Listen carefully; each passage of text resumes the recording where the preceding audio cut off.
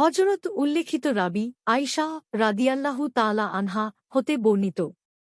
তিনি বলেন, ঝড়ো হাওয়া বইতে শুরু করলে নবী সাল্লাল্লাহু আলাইহি ওয়াসাল্লাম বলতেন, আল্লাহুম্মা ইন্নী আসসালুকা খয়রহা ওয়া খয়রা মা ফিহা ওয়া খয়রা মা উরসিলাত বিহি ওয়া আউজুবিকা মিন শাররিহা ওয়া শাররি মা ফিহা ওয়া শাররি মা উরসিলাত বিহি।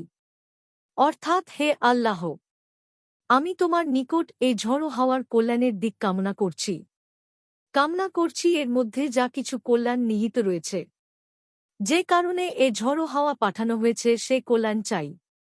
আমি আশ্রয় চাই তোমার নিকটের ক্ষতির দিক থেকে এবং এতে যা কিছু ক্ষতি নিহিত আছে এবং যে ক্ষতির জন্য তা পাঠানো হয়েছে তা থেকে আশ্রয় প্রার্থনা করি। আয়েশাও বলেন, আকাশ মেঘাচ্ছন্ন হয়ে গেলে রাসূলুল্লাহ সাল্লাল্লাহু আলাইহি ওয়াসাল্লামের মুখমণ্ডল বিবর্ণ হয়ে যেত।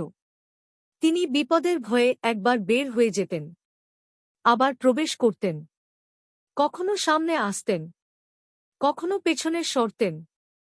বৃষ্টি শুরু হলে তার উৎকণ্ঠা কমে যেত।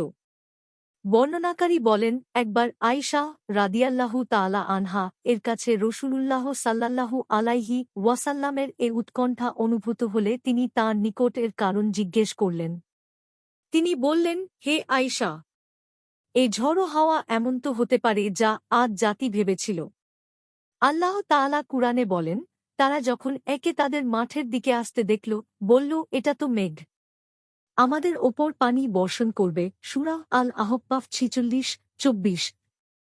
অন্য এক বর্ণনায় আছে, রাসূলুল্লাহ সাল্লাল্লাহু আলাইহি ওয়াসাল্লাম স্বাভাবিক বৃষ্টি দেখলে বলতেন, এটা আল্লাহর রহমত।